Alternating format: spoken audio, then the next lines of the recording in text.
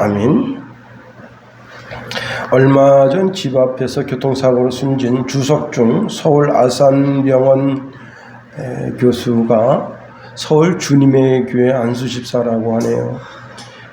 국내 대동맥 수술에 대체 불가능한 기술을 가지고 있는 분이라고 합니다. 주석준 교수는 식사 시간조차 아까워서 생라면을 이제 스프를 끼얹어서 그것을 먹으면서 그렇게 연구에 박진을 다 했다 그래요. 자기 연구실 건너편에 약국이 있는데 그 약국 옆에 아마 이렇게 이제 뭐 라면 같은 걸 이제 파는 그런 조그만 편의점이 있었나 봐요. 거기서 생라면 같은 거 사다가 그렇게 먹어가면서 자기에게 오는 환자를 살리기 위해서 정말 최선을 다했다 합니다. 한 젊은 부부가 갑자기 대동맥 박리 수술로 여러 병원을 이제 전전했지만은 다들 수술이 이게 쉽지 않은 수술입니다 하고 다 고개를 절레절레 흔들면서 안 된다고 할 때 이 박 교수가 한번 해봅시다 해서 그 젊은 부부에게 건강을 되찾아 주었다고 하네요. 심장이라고 하는 것은 1분 1초를 다투는 환자이기 때문에 어떤 심장에 관련된 환자가 오면 즉각적으로 병원에 갈 수 있게 되기를 위해서 일부러 병원과 10분 거리, 걸어서 10분 거리 거리로 이사 왔대요. 그런데 그만 이제 건널목을 건널 때, 횡단보도를 건널 때 신호를 무시한 트럭에 의해서 삶을 달리하게 됐습니다. 참 많은 분들이 이제 이 주석준 교수의 그 죽음에 대해서 안타까운 마음을 가지는 것이 사실입니다. 그러나 그리스도의 죽음만큼 애석하게 생각하는 사람들도 없을 겁니다. 수많은 여인들이 예수님이 십자가를 지고 골고다 언덕을 오를 때에 울면서 따라갑니다. 그런데 그때 주님께로부터 뜻밖의 소리를 듣게 됩니다. 예루살렘의 딸들아, 나를 위하여 울지 말고 너희와 너희 자녀를 위하여 울라. 보라, 날이 이르면 사람이 말하기를 잉태하지 못하는 이와 해산하지 못한 배와 먹이지 못한 젖이 복이 있다 하리라는 말씀을 주십니다. 예수님의 죽음은 슬픈 것이지만 가만 생각하면 예수님이 날 위해서 고난당하지 않으셨다면 내가 어떻게 구원받았을까 하는 겁니다. 그러니 예수님의 죽음은 역설적이게도 그것은 위장된 새로운 하나님의 축복이다, 그렇게 말할 수 있다고 하는 겁니다. 세상에 그 어떤 죽음도 안타까운 죽음이 없을 겁니다. 그러나 그리스도의 죽음은 안타까움을 넘어서 우리에게 축복이 되는 죽음이다. 예수 그리스도의 피로 구속 곧 죄사함 받은 백성들이 다 우리이기 때문에 그렇습니다. 그러니 우리는 하나 되지 않을 수가 없는 거예요. 이 땅에서 복음을 효과적으로 전하기 위해서 교단이 있고 교파가 있습니다. 교단과 교파는 그리스도의 죽음, 그리스도의 부활, 그리고 그리스도의 다시 오심을 효과적으로 전달하기 위한 기관이라 할 수 있어요. 또 이 기관을 통해서 이단을 분별해 주기도 합니다. 자, 모든 그리스도인들이 그리스도 예수의 한 피를 받아 한 몸이 되었음을 알아야 하는 겁니다. 주님이 십자가를 앞에 두고 제자들을 위하여 간절히 기도합니다. 그런데 그 기도 내용이 제자들이 하나 되게 해달라는 거예요. 요한복음 17장 11절에 보니까 나는 세상에 더 있지 아니하오나 그들은 세상에 있사옵고 나는 아버지께로 가옵나니 거룩하신 아버지여 내게 주신 아버지의 이름으로 그들을 보존하사 우리와 같이 그들도 하나가 되게 하옵소서 말씀을 주십니다. 자, 우리가 세상 살면서 세상에 악이 있는데 그 악에 물들지 않는 것이 중요합니다. 그러나 우리는 세상의 악에 물들지 않을 수가 없는 환경과 상황에 있습니다. 그럼에도 불구하고 우리는 이 세상에서 그리스도 예수의 피로 깨끗함을 받기 위해서 날마다 우리의 죄를 씻어야 되는 겁니다. 자, 먼저는요, 예수님이 아버지와 나는 하나다 그렇게 말씀하셨어요. 그러니까 예수님은 아버지 안에 예수님이 계시다. 예수님과 하나님은 하나다. 요한복음 10장 30절에 보니까 나와 아버지는 하나이니라 말씀하십니다. 너무나 놀라운 것은 우리가 예수를 나의 구세주로 믿는 그 순간 내가 예수 안에 거하게 되고 예수님은 나로 더불어 먹게 되신다. 요한복음 6장 56절에 내 살을 먹고 내 피를 마시는 자는 내 안에 거하고 나도 그의 안에 거하나니 말씀하십니다. 자, 하나님 아버지와 그리스도가 하나로 연합되어져 있고 내가 그리스도 안에 그리스도가 내 안에 계셔서 연합되어져 있을 때 이렇게 수직적인 관계가 되는 거예요. 하나님 아버지와 예수님과 하나, 예수님과 나와의 하나는 곧 나와 하나님 아버지와 하나다 라고 하는 관계가 형성이 되는 거예요.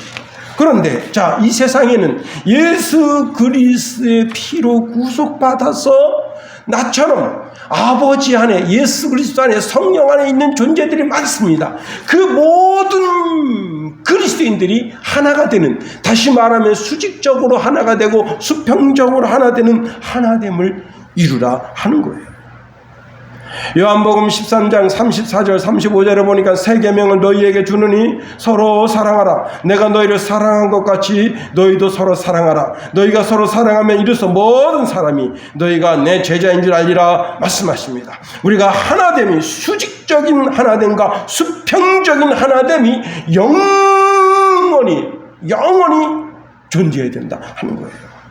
오늘 본문의 말씀해 보니까 마음을 같이하여 같은 사랑을 가지고 뜻을 합하여 한 마음을 품으라 말씀을 주고 있습니다. 하나됨은 오직 예수 안에서 서로 연합하여 유기체적인 공동체를 이룸으로써 세상의 모든 불의, 죄악으로부터 성별하고 서로가 서로를 보호함으로 하나됨이 되어야 한다는 거예요.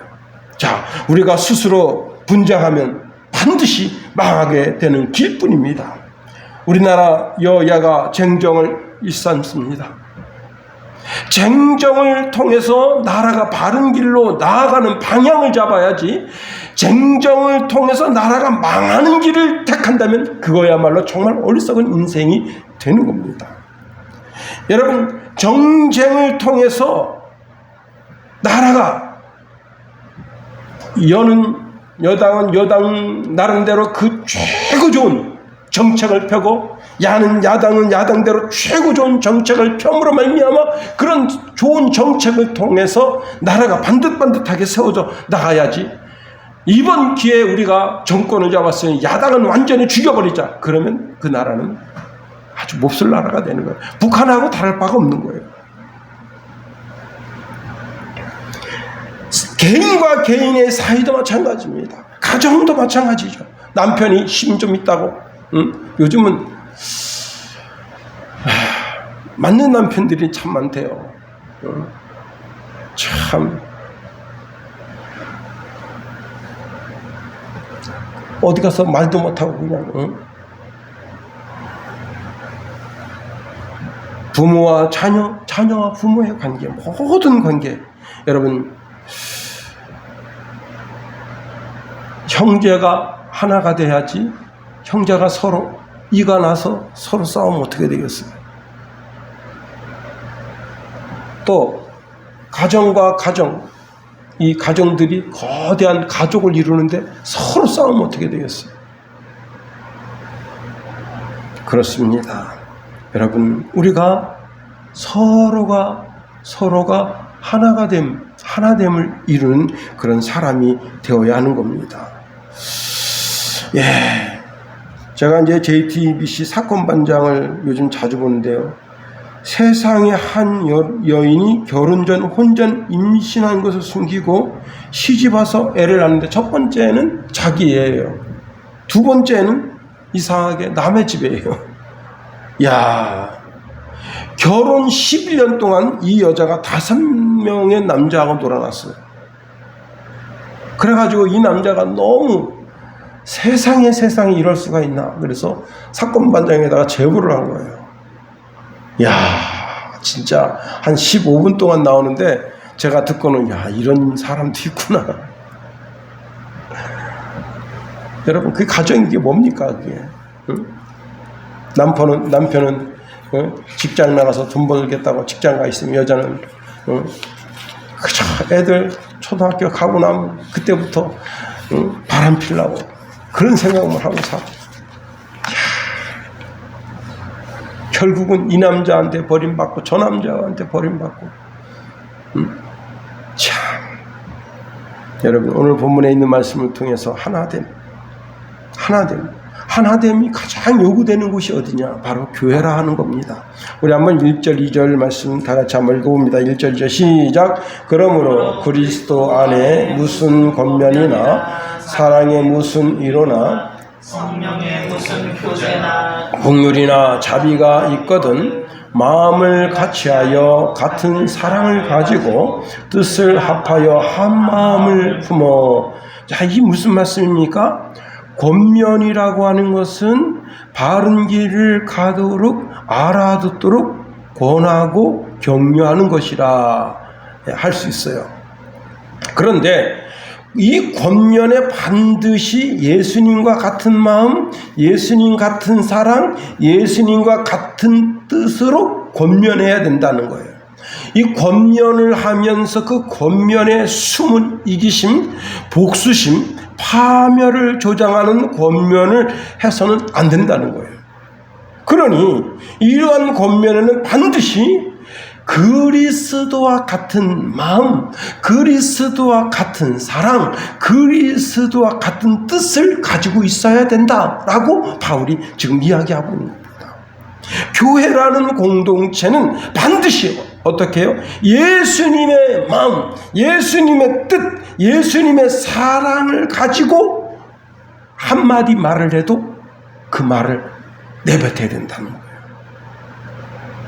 여러분, 가스라이팅 요즘 그런 말 많이 듣죠.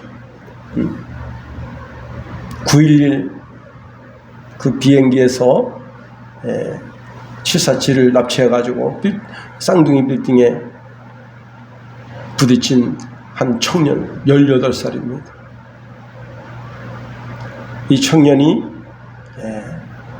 참 미군이 드론을 탁 띄워가지고 한 건물을 폭격했는데 오폭했어요. 다 죽었습니다. 이 소년만 살았어요. 이 소년이 근데 폭탄이 터지면서 오른쪽 장애를 입어서 오른쪽은 못 써요. 왼쪽을 쓰는데 의사가 이제 그 국경 없는 의사인가요? 거기서 이렇게 해서 가서 애를 이제 대충 고쳤어요. 그러나 장애를 가지고 있는데 그 정도 장애 가지고는 능히 극복할 수 있어요. 내가 자꾸 죽어갑니다. 얘가 이제 그 병원에서 퇴원해서 그 자기네 동네 거기 의사한테 가서 진찰을 받고 약을 받는데 의사가 너 왜 이렇게 자꾸 애가 자꾸 패리해져 가니까 너 그렇게 하면 어떡하냐?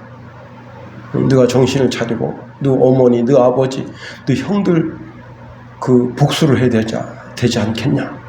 그러니까 얘가 내가 나 같은 병신이 어떻게 할 수 있습니까? 그런데 아니다. 그게 오히려 더 효과적일 수가 있다. 넌 아직도 왼손이 있지 않냐? 왼손으로 할 수 있는 일이 무궁무진하다. 그 얘를 가스라이팅한 거야. 얘가 머리가 똑똑합니다.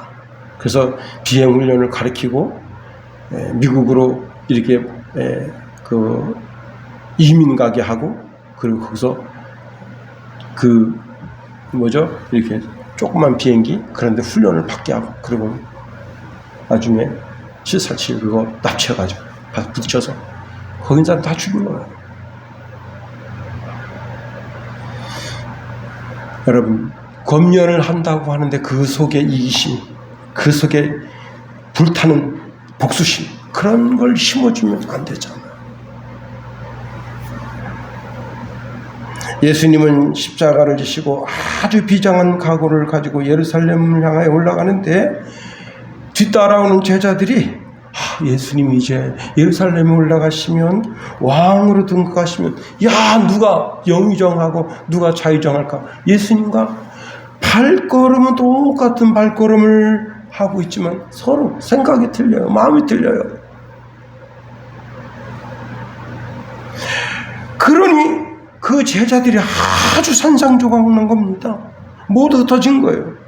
예수님은 정말 외로우셨어요. 겟세마네 동산에서 제자들에게 얘들아 너희가 1시간이라도 깨어서 기도할 수 없더냐? 1시간이라는 게 60분이잖아요.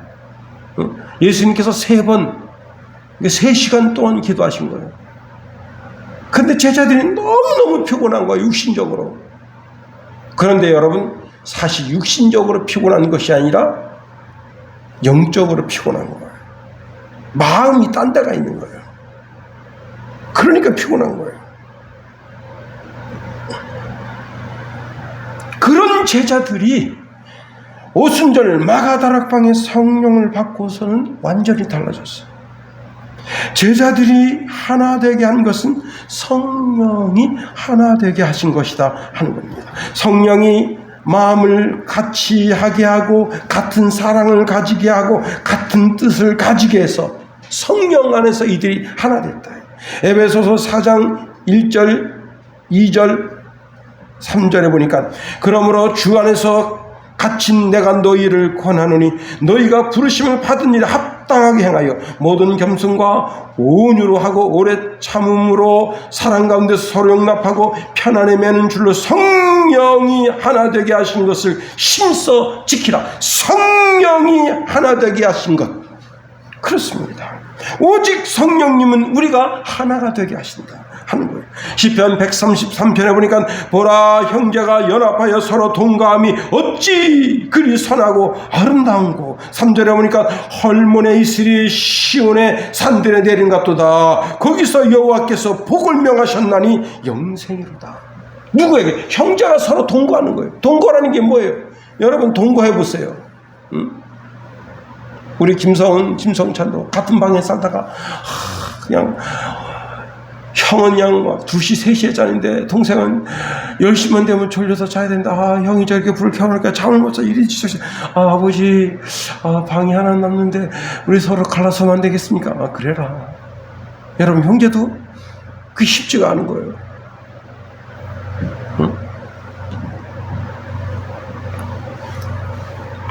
어떤 집사님이 남 흉부는 것 같아서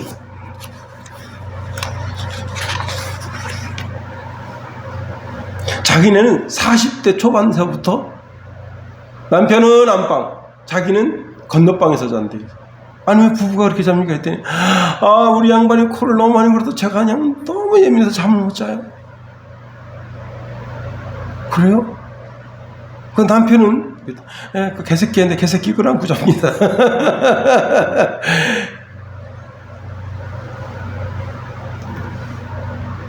여러분 부부의 하나됨, 그렇습니다. 세상도요 하나가 되면 무서울 게 없는 거예요. 오죽했으면 이승만 대통령이 뭉치면 살고 흩어지면 죽는다 했겠어. 우리가 뭉치면요 진짜 무서운 거예요. 중국이요 뭉치면 무서운 거예요. 제가 말씀드리잖아요. 생각이 이걸 이 컵을 이렇게 만드는데 좋은 아이디어를 한번 내보십시오. 생각이 몇 개가 모이는 거예요? 16억 개가 모이는 거예요. 생각이. 대한민국은 생각이 5천 개밖에 안 모여. 여러분 16억 개가 생기면 이거요 달나라에도 보낼 수 있어.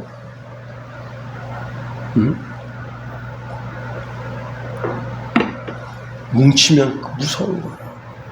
생각이 뭉치면.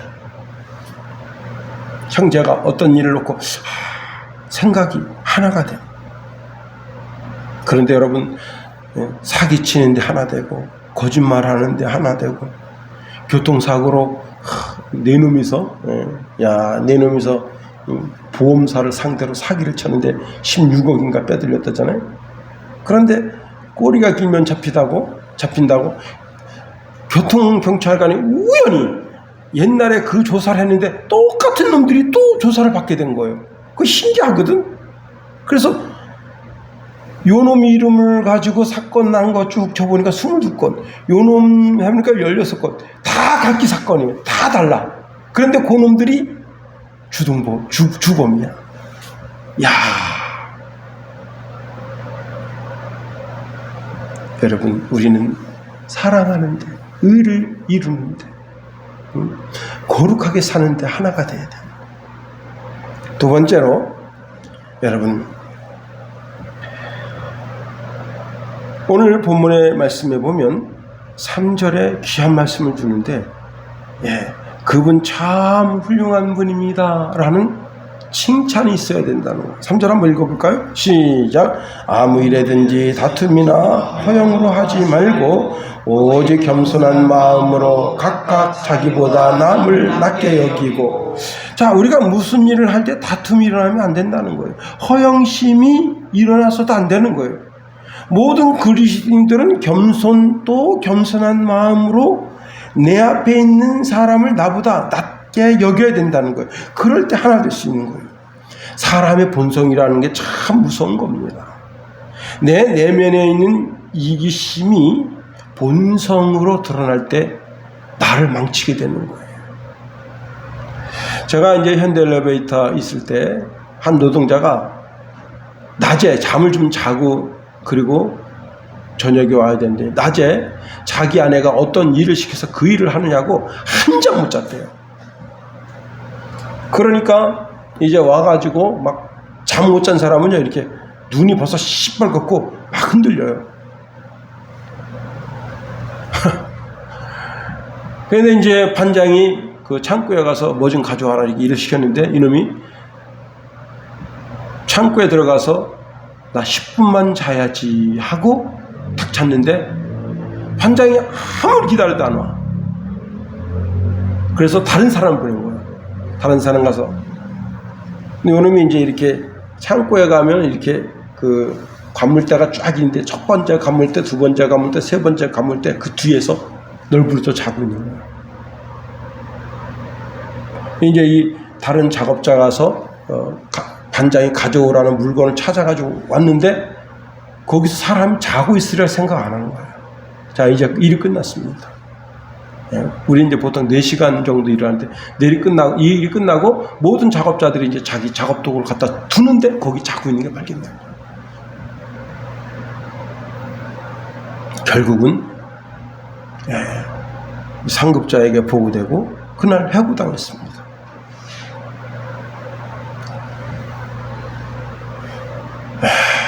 자기 한 사람 육신 편하자고 그 물건이 안 오면 작업이 진행이 안 되는 거예요.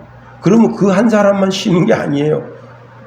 모든 사람이 그 물건이 다시 올 때까지 그게 뭐 햄머들일 수 있고 망치일 수 있고 그 다음에 뭐 전기들일 수 있고 그 모든 사람이 다 놀고 있어야 되는 거예요. 참 여러분, 그런데 그게 나라의 큰 일이라고 생각하면 어떻겠어요?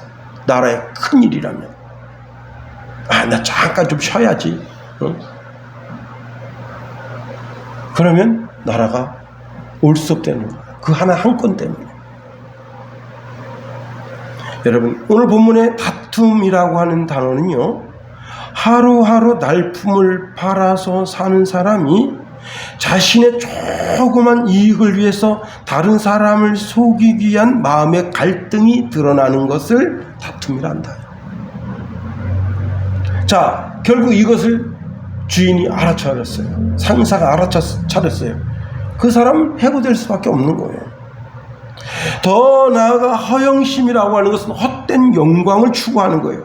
내용이 전혀 없는 영광을 추구하는 얄팍한 마음인 거예요.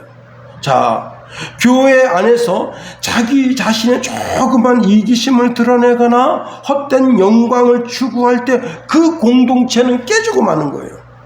그러니 우리 모든 공동체는 우리 마음속에 두 가지 마음, 즉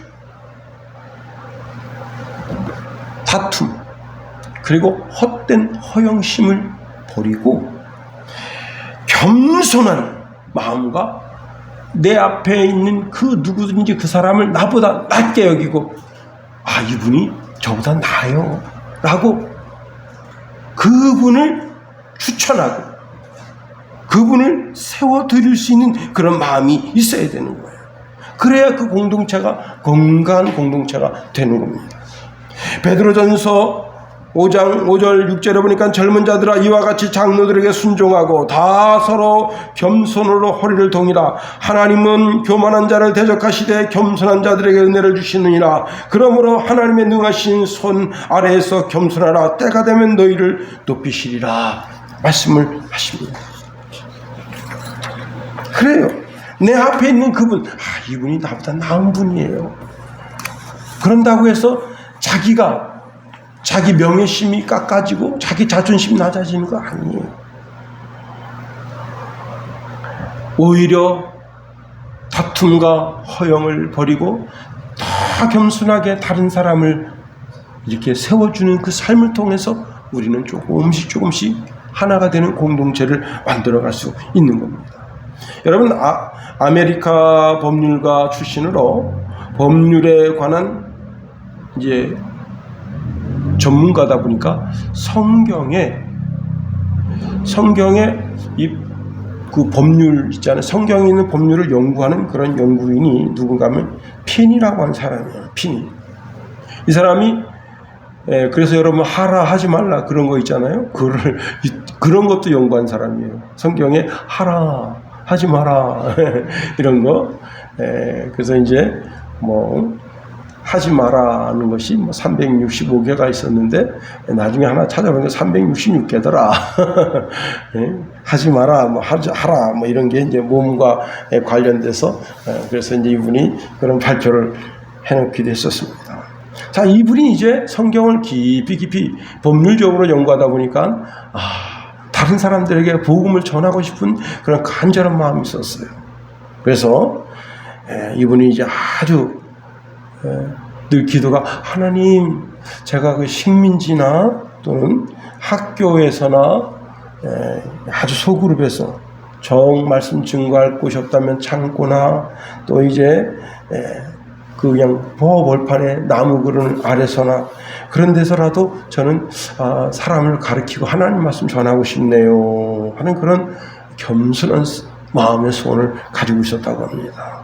그런데 하나님께서 그를 들어서 여러분 미국이 영적으로 침체되어져 가고 있을 때 그 미국을 일으켜 세우는 거대한 제목이 되게 하신 거예요. 하나님은 교만한 자를 물리치시고 겸손한 자를 세워주신다. 잠언서 11장 12절에 보니까 교만이 오면 욕도 오거니와 겸손한 자에게는 지혜가 있느니라 했습니다. 어떤 교회 마당에 목련나무도 있고 사과나무도 있고 전나무도 있습니다. 봄이 되니까 목련꽃이 쫙 폈는데 모든 사람들이 교회를 지나가면서 그 목련꽃이 화려하게 핀 걸 봅니다. 사람들이 와 이쁘다. 우리 교회 앞에도 목련꽃이 있었는데 어느 작업자가 싹 죽여버렸어요. 참 내 오 내 사랑 목련하야 그대 내 사랑 목련하야. 여러분 목련꽃이 피면 얼마나 봄이 왔구나 하는 그런 마음의 흥분이 있잖아요. 근데 이 목련화가 사과나무를 바라보면서 나같이 이렇게 존귀한 꽃을 펴야지 이 못돼 처먹은 사과나무야 전나무야 하고 의시됩니다. 그런데 아무리 아름다운 꽃도 열을 못 간다. 그리고 얼마 있다가 사과가 수줍게 꽃을 피우고 그리고 열매를 맺었어. 가을이 됩니다. 새빨간 사과를 맺어주니까 사람들이 와, 아우 저 교회는 그냥 사과가 탐스럽네. 사과가 점점 그냥 빨간색으로 그냥 물들입니다. 태양빛을 잔뜩 먹으면서 새빨갛게 물들여서 모든 사람 야, 맛있겠는데? 그런데 어느 날 목사님이 전 성도들을 불러서 자, 오늘은 주일 예배 드리고 주일 예배 2부 순서로 사과 따서 놀아가십시다. 그래서 전교인들이 다 달겨들어서 사과를 다 따서 따는데 사람들이 여러분 그 사과 딸 때 어떻게 따겠습니까? 나뭇가지를 막고 아주 초라하게 짝이 없어. 그리고는 어느 가을날, 늦은 가을날 찬바람이 몰아치면서 목련화 잎도 다 떨어지고 사과 잎도 다 떨어졌는데 전나무야 언제나 푸른, 그냥 푸른 것을 싹 보여줍니다.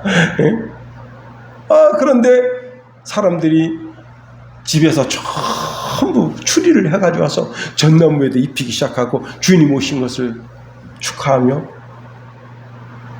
대망절을 지킵니다. 전나무는 겸손하게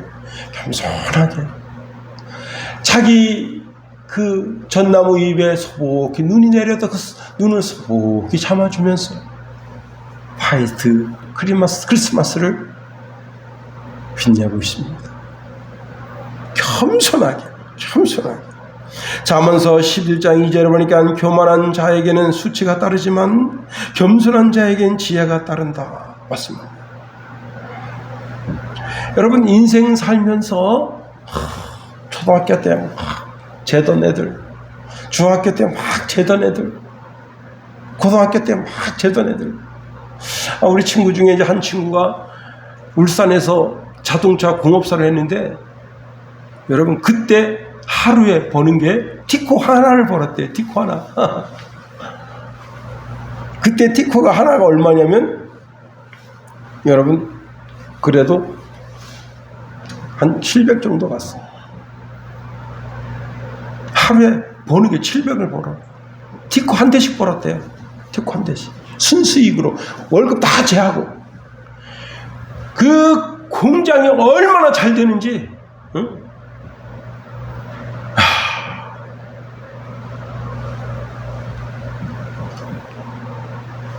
이야, 그런데 그냥 축풍나게 자기 주머니에서 돈이 100만원, 200만원 빠져나가도 그걸 몰랐대요. 그 일하던 작업자들이 아이 공장장님 그 주머니에서 돈 떨어졌냐 해서 주워주면 100만원짜리. 네? 그렇게 돈이 흔했는데 그때가 그립다. 그때 돈 쓰려고 서울에 와가지고 그 남자가 돈 쓰면 뭐 하는 거예요?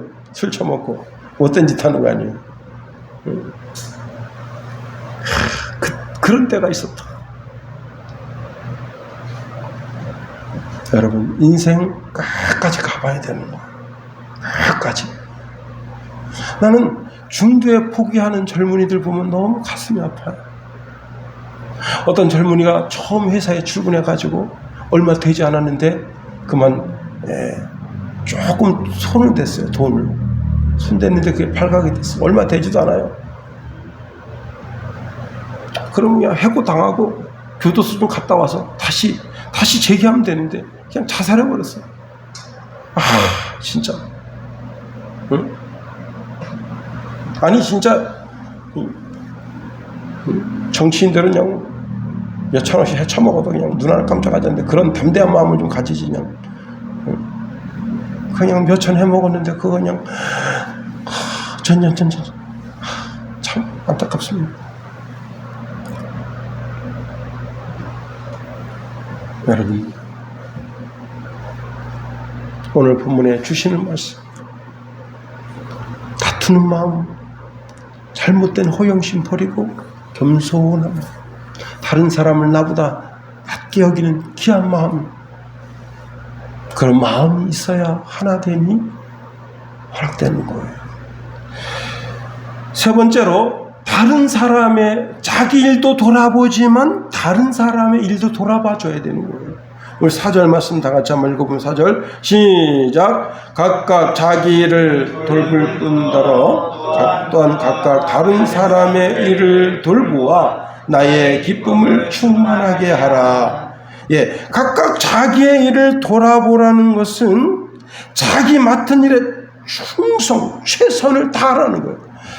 제가 부목사 때 아주 그냥 김 권사님한테 되게 혼난 적이 있어요.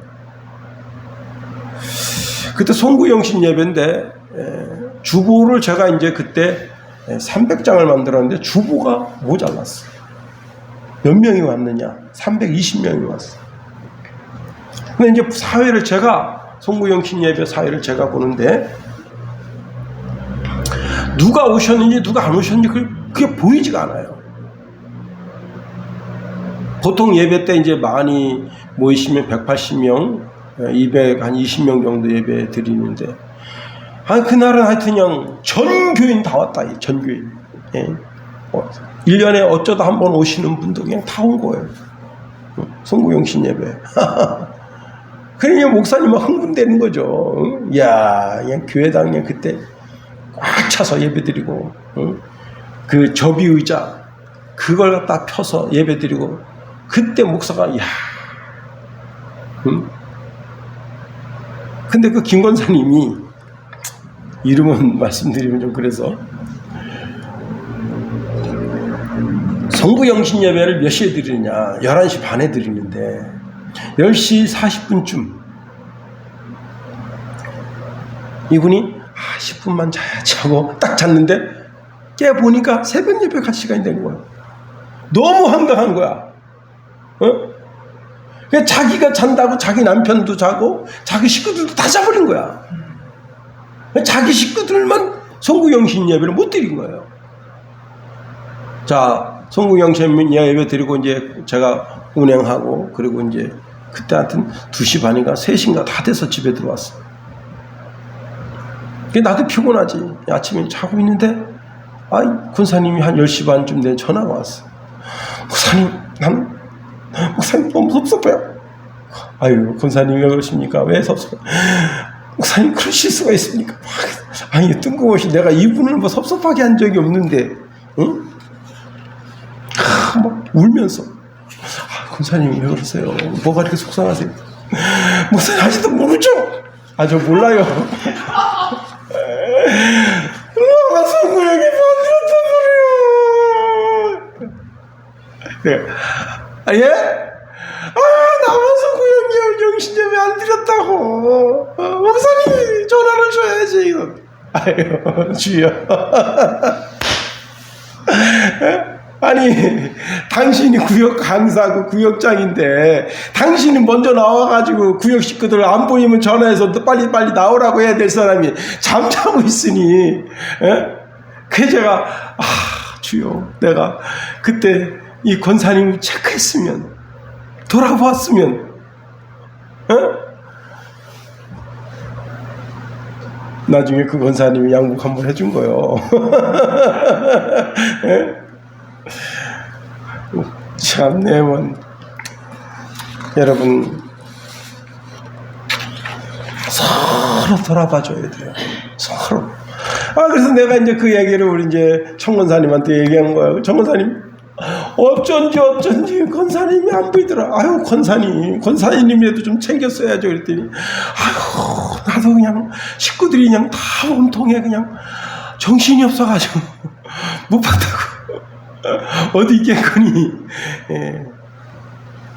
여러분, 농부가 아침에 일찍 일어나요.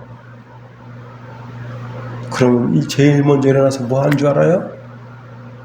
모든 걸 다 뒤로하고 논에 가서 논밭 다 전부 돌아봅니다.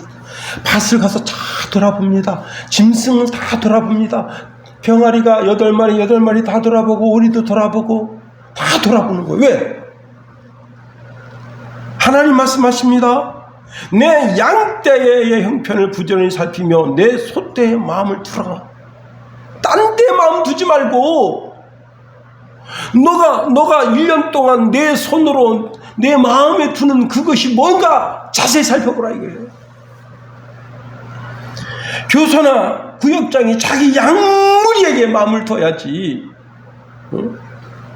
여러분, 저들의 일을 일일이 돌아보고, 저들의 형편을 일일이 돌아보고. 제가 어느 집에 갔는데 그 집에 그 집 식구가 아닌 식구가 와 있어요. 아기가. 그래서 제가 너는 누구냐 그랬더니 이 사촌인데요. 근데 얘가 웃기는 게 그 집에서 밥도 먹어요. 뻔뻔하게. 그리고 숙제도 거기서 하고 있어. 그래서 야, 이 사촌이라도 야, 너는 어떻게 되는 거냐 했더니 그 앞집 집인데 언니 동생 하면서 서로 봐주는 거예요. 근데 이 교회는 시민교회인가를 나갔었어요. 근데 우리 집 애들도 이제 내가 어디 가면 그 집에서 애들 봐주는 거예요. 서로. 근데 주로 이 집사님이 주로 많이 봐줘요. 그 앞집 집사님은 이제 부업 하시는데 그 부업에 자기가 마음을 많이 뺏겨서 거기 이제 이렇게 부업하는 데 가 있으니까 잘 못 오는데 그 집사님 늘 걔를 돌봐줘. 서로 돌봐줘야 되는 거예요. 여러분, 일이라는 게 뭡니까? 일은 바로 돈입니다. 이익이에요.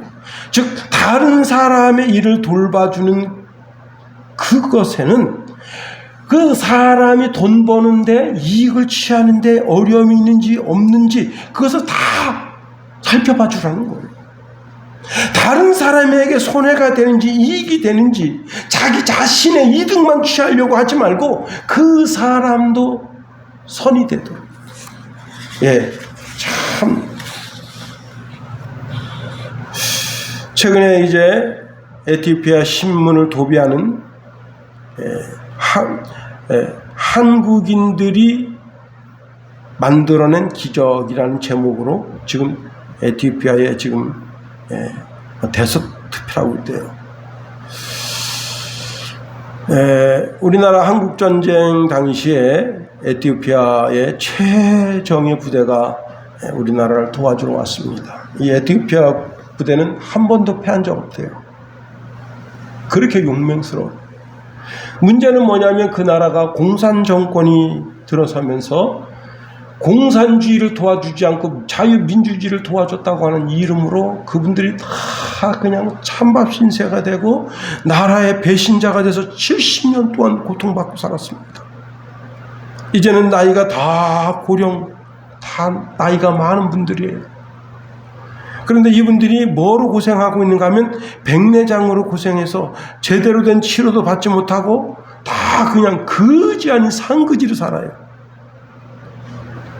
그런데 우리나라 욕실 화장품 기업인 인프레시 들어봤어요, 여러분? 인프레시?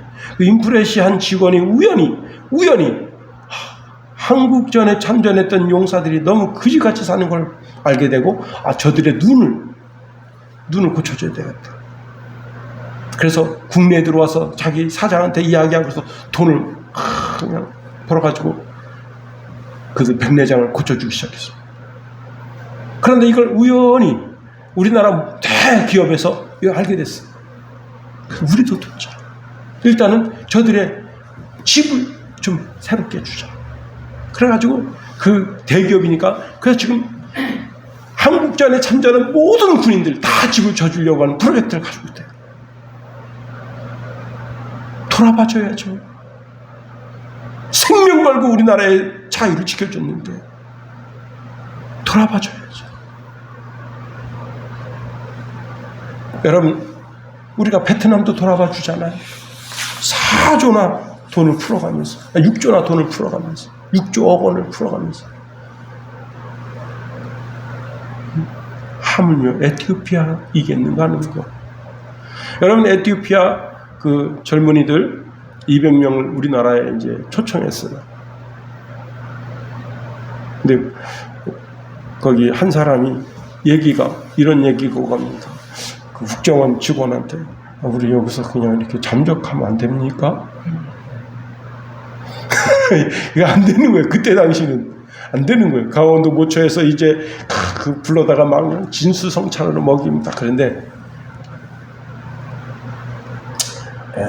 우리가 오늘 잠깐 그 대표한테 이야기는 우리가 잠깐 한 3시간 동안 우리가 회의하러 사무실에 들어가 있을 테니까 알았지? 그리고 다시 모든 직원들 다 사무실 들어가서 회의하고 있습니다. 그때 에티오피아 그 사람들이 다 도망갔어. 우리는 전부 도망갔어요.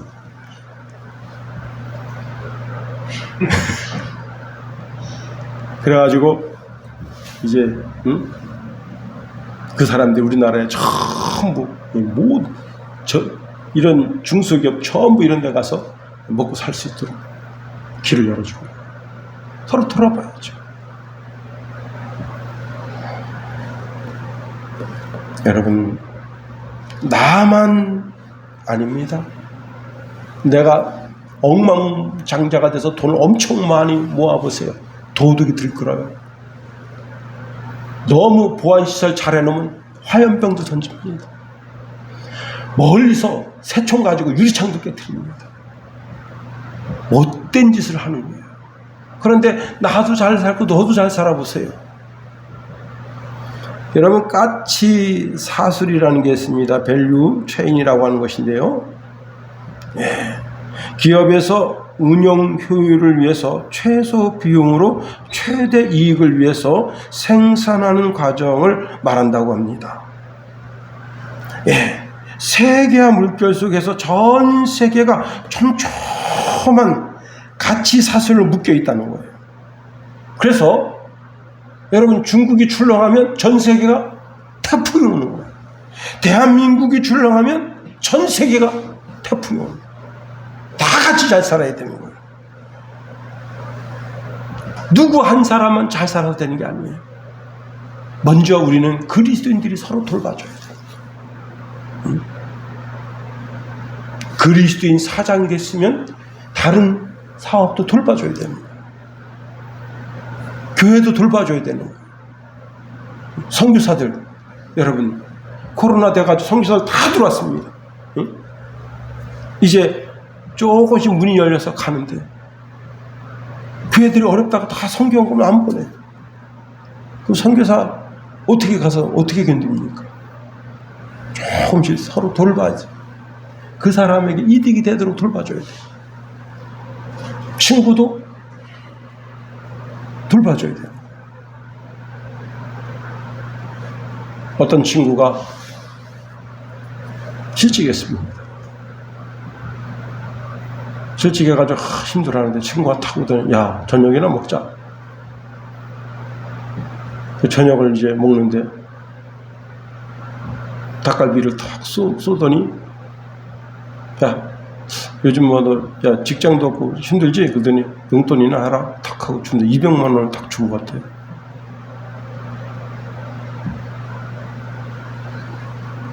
자기는 돈 10만 원에 들어온 줄 알고 집에 와서 보면 200만 원. 당경전, 야, 왜 이렇게 큰 돈을? 야, 왜 주는 거 공짜 아니야? 내가 힘들고 어려우면 너 갚아라. 세상 사람도 그렇고, 하물며 우리 그리스도인들이겠는가 하는 겁니다. 서로 돌봐서 서로 이득이 되도록 그렇게 할 때 하나가 되는 거예요. 이신전시다. 저 친구가 나를 귀하게 생각하는구나. 나도 그 친구를 귀하게 생각하고 하나됨을 통해서 하나님 역사를 이루는 저와 여러분 다 되길 예수님의 이름으로 축원해드립니다. 주기도문 하겠습니다. 하늘에 계신 우리 아버지, 아버지의 이름을 거룩하게 하시며 아버지의 나라가 오게 하시며 아버지의 뜻이 하늘에서와 같이 땅에서도 이루어지게 하소서.